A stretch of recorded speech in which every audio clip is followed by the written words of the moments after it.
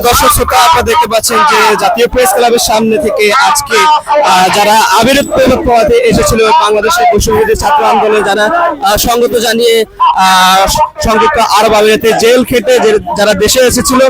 তারা এবং এখনো সংযুক্ত আরব আমিরাতে জেলে যারা বন্দী রয়েছেন তাদের